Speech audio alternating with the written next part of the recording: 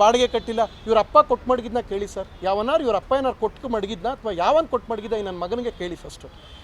ಇವ್ರು ನಡೆಸ್ತಾ ಇರೋ ಪೇಜಲ್ಲಿ ಬರ್ತಾ ಇರೋದು ಸರ್. ಹೇಳ್ತಾ ಇದ್ದೀನಿ, ಬಾಯಿ ಮುಚ್ಕೊಂಡಿದ್ರೆ ಸರಿ ಸರ್. ನೀವು ನಟರಾದ ಮೇಲೆ ಬಾಯಿ ಮುಚ್ಕೊಂಡಿದ್ರೆ ಸರಿ ಸರ್. ನಿಮಗೇನೋ ಗೌರವ ಸರ್, ನಿಮ್ಗೆ ಗೌರವ ಕೊಟ್ಟೋಲ್ಲ. ಬೆಳಗ್ಗೆ ಎದ್ದು ಊಟ ಮಾಡಿ ತಿಂಡಿ ತಿಂದು ಮನಿಕೊಂಡು ಮನಗಿದ್ದದ್ದು ಮುಗಿದವ್ರೆ ಇನ್ನೂ 15-20 ವರ್ಷ ಕ್ರೇಜ್ ಇರುತ್ತೆ. ಇದು ಯಾಕೆ ಸರ್ ತೇಜೋದಿಗೆ ಈ ಮಟ್ಟಕ್ಕೆ ಇಳಿದ್ಬಿಟ್ರಿ? ಏನು ಸರ್ ನಿಮ್ಗೆ ಆಗಿರೋದು? ನಿಮ್ಗೆ ಬಂದಿರೋದು ಏನು ಸರ್?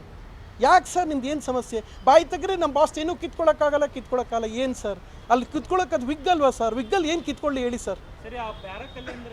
ಆ ಬ್ಯಾರಿಕಲ್ ಸರ್, ಎಸ್ ಸರ್, ಹೇಳಿ ಸರ್, ಒಬ್ಬರು ಹೇಳಿ.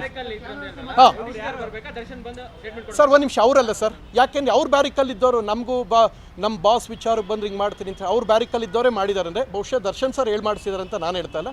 ಬಟ್ ಅವ್ರು ಬಂದು ಇದನ್ನು ಬಾಯಿ ಮುಚ್ಚಿಸ್ಬೇಕು. ಅವ್ರು ಬ್ಯಾರಿಕಲ್ ಇದ್ದವರು ವೆಪನ್ ಮತ್ತು ಫೋಟೋ ತೋರಿಸಿದ್ದಾರೆ. ಯಾವ ಫೋಟೋ ಗೊತ್ತಾ ಸರ್? ಆಗಸ್ಟ್ ಲಾಸ್ಟ್ ಇಯರ್ ತಲೆ ಮುಡಿ ಕೊಟ್ಟರು ಗೊತ್ತಾ ದರ್ಶನ್ ಸರ್ ಜೈಲಲ್ಲಿ ಇದ್ದಾಗ? ನೆನಪಿದೆಯಾ ನಿಮಗೆ? ಫೋಟೋ ಲೀಕ್ ಆಗಿತ್ತು ಗೊತ್ತಾ?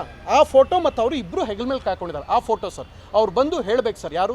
ದರ್ಶನ್ ಸರ್ ಬಂದು ಇದು ಹೇಳಬೇಕು. ಅಲ್ಲಿ ತನಕ ಆಮರಣ ಅಂತ ಉಪವಾಸ ನಾವು ಮಾಡ್ತೀವಿ ಸರ್. ನಮ್ಗೆ ಹೆಚ್ಚು ಕಡಿಮೆ ನೀವೇ ಜವಾಬ್ದಾರಿ ಆಗ್ತೀರಿ ಸರ್. ನೀವು ನಿಮ್ಮ ಫ್ಯಾನ್ಸನ್ನು ಬಾಯಿ ಮುಚ್ಚಿಲ್ಲ ಅಂದರೆ ಮಜಾ ತಗೊಳ್ಳೋದಲ್ಲ ಸರ್. ಇಲ್ಲಿ ಬಂದು ಉತ್ತರ ಕೊಡಬೇಕು. ನಾವು ಬೇಜಾರು ಮಾಡ್ಕೊಳ್ಳೋ ಸರ್, ಕೋಪ ಮಾಡ್ಕೊಳ್ಳೋ ಸರ್ ಅಂದರೆ ನಾವು ಬೇಜಾರು ಮಾಡ್ಕೋತೀವಿ ಸರ್, ಕೋಪ ಮಾಡ್ಕೋತೀವಿ ಸರ್, ನೊಂದ್ಕೊಳ್ಳಲ್ಲ ಸರ್, ನೋಯಿಸ್ತೀವಿ ಸರ್. ಅವ್ನು ಯಾವನೇ ಮಗ ಆಗಿರಲಿ ಸರ್, ನೋಯಿಸ್ತೀವಿ ಸರ್. ಇನ್ನೊಂದು ಸಲ ಹೇಳ್ತಾರೆ, ನಾನು ಬಾಡಿಗೆ ಕಟ್ಟಿಲ್ಲ. ನಿಮ್ಮಪ್ಪ ಕೊಟ್ಟು ಮಡಗಿದ್ದ ಅದನ್ನು ಹೇಳಿ ಸರ್. ನಾನು 5 ವರ್ಷದಿಂದ ಇದ್ದಿದ್ದ ಮನೇಲಿ ನೋಬಿಟ್ಟು ನಿಮ್ಮಪ್ಪ ಕೊಟ್ಟು ಮಡಗಿದ್ದ ಇಲ್ಲ ನಿಮ್ಮವ್ವ ಕೊಟ್ಟಿದ್ರಾ?